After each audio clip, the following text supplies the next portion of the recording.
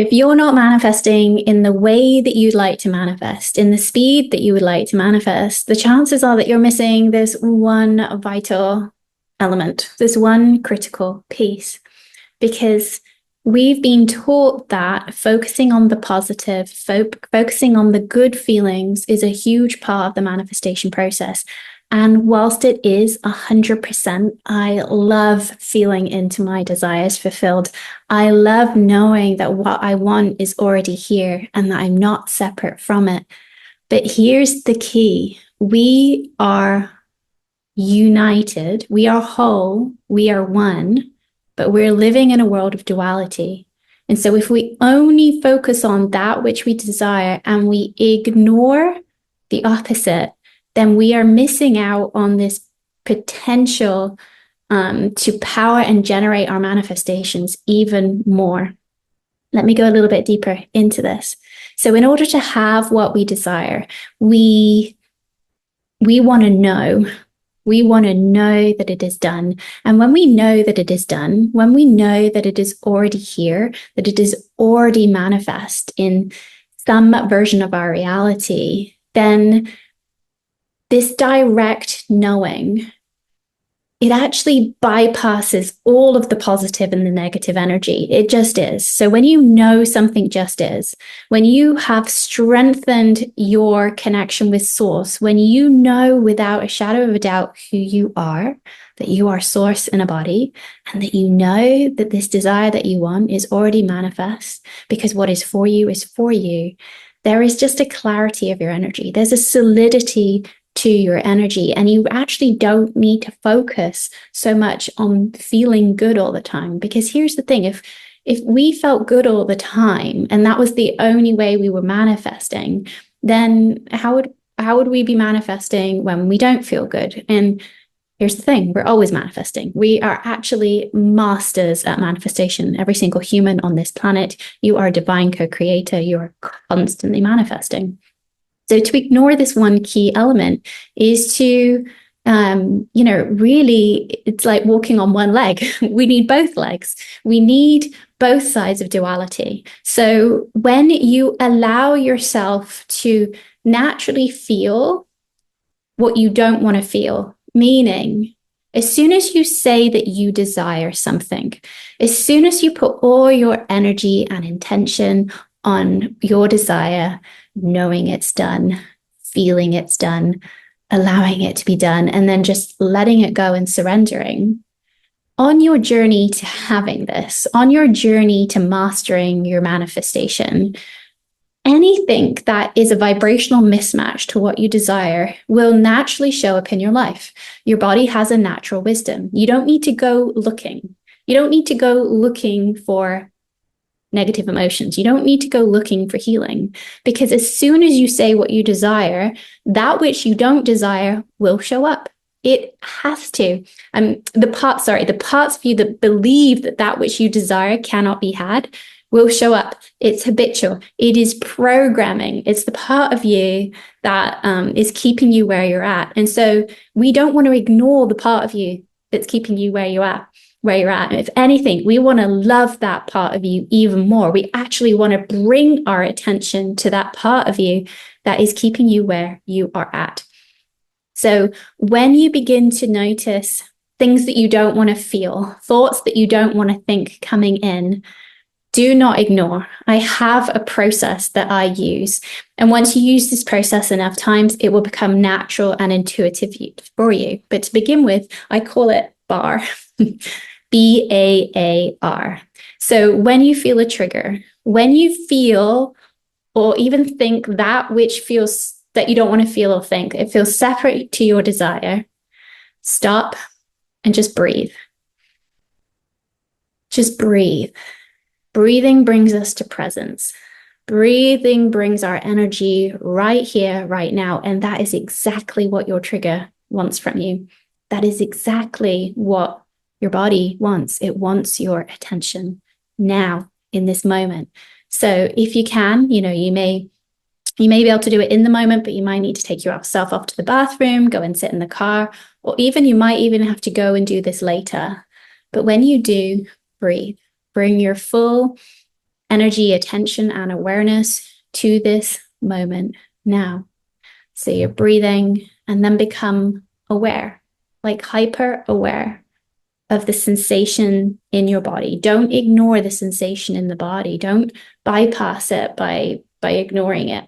Let yourself feel. What are you feeling? What are the sensations? Like truly, like what is it? Is it a redness in the cheeks? Is it a pounding of the heart? Is it an energy in your arms and your legs? Just let it take up space, because this is ancient wisdom. Honestly, this is ancient wisdom that has been locked inside of you for lifetimes, and it is so ready to be felt. And you are at a consciousness now where you know that you are not your feelings, you're not your thoughts, you're not your emotions. So you can actually allow the sensations to be there whilst knowing that it is not the truth of who you are. The truth of who you are is far greater than that. The truth of who you are is far more expanded and is untouched by what you think and what you feel. So as you breathe, you allow yourself to join with, to remember your unification with your higher self or your infinite self or your soul self, that timeless being inside of yourself that is not bound by time or space and has a wisdom far greater than you. So in that moment, breathe. Breathe at one, united with that higher aspect of self. Allow. That's the A. So breathe is the B, A is allow. Allow the sensations to run through you. Allow yourself full feeling. So be fully in the body whilst also simultaneously witnessing and experiencing the sensation. And that can sometimes take practice. Sometimes when we're fully in it, we kind of get pulled into the storm. And your practice is to become the eye of the storm. No matter what is happening and moving through your body, it's happening, you're allowing it, but there is a part of you that is centered. There's a part of you untouched by it. And once you've practiced this, it's a level of self-mastery. And so breathe, allow, and then this is the one that's really interesting for me. And, you can play with this depending on the stage that you are in, how safe you feel in allowing yourself to feel your emotions. And you're going to have to gauge this for you. But then I amplify. I ask my body to amplify the sensation in my body. Like I might say, double it, triple it. And it's like the sensations get loud. It comes to a crescendo, because so often, even if we do allow ourselves to feel our emotions, we control them. We only let them get to a certain level. But when you actually allow yourself to double or triple and really kind of amplify, there's a part of you witnessing, remember, there's a part of you allowing the sensations. It really allows that information, that energy, that ancient wisdom that is coming in the form of your emotions to take up space. And that's what it's wanted to be felt and seen and experienced. Energy wants to be felt and seen and honored and experienced. And that's what you're doing in that moment. You let it amplify, you let it come to its crescendo. And that actually usually doesn't have to take that long. It doesn't have to take that long. A minute, 2 minutes. No more than that. A minute, 2 minutes, 3 minutes. You don't need to keep it going any longer than its natural rise and fall. And then once that's happened, once it's amplified, there's the crescendo. With your exhale, you release it, you let it go. I often imagine like a river running through me, taking all the energy away, taking that which has been now felt and expressed and now releasing it through your body.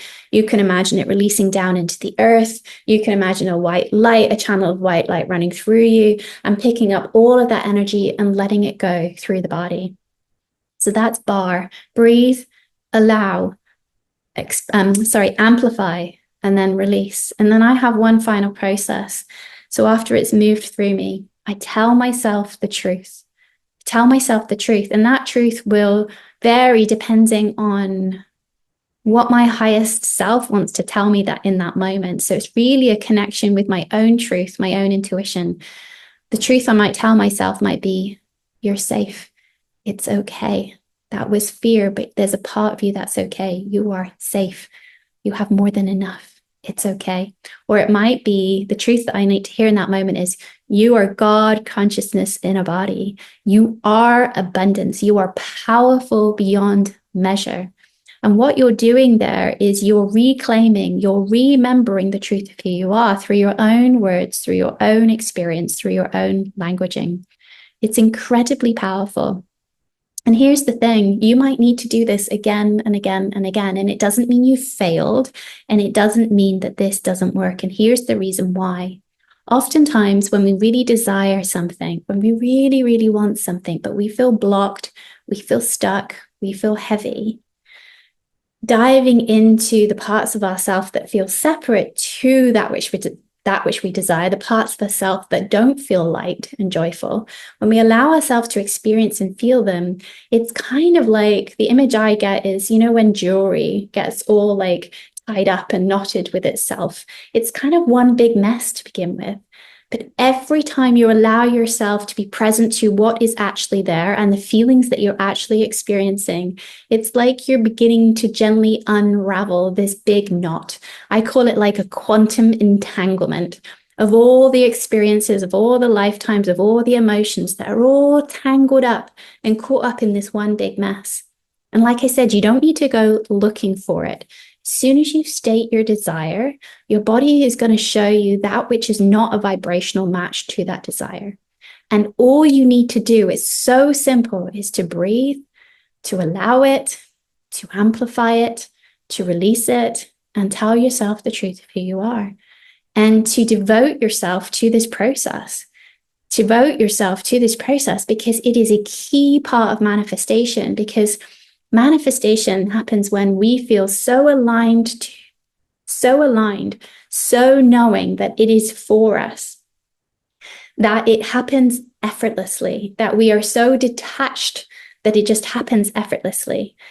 But as we start that journey, we need to look at the parts of ourselves that, you know, feel separate to that, feel doubt, feel fear, feel anxiety. It's all tangled up in this quantum entanglement.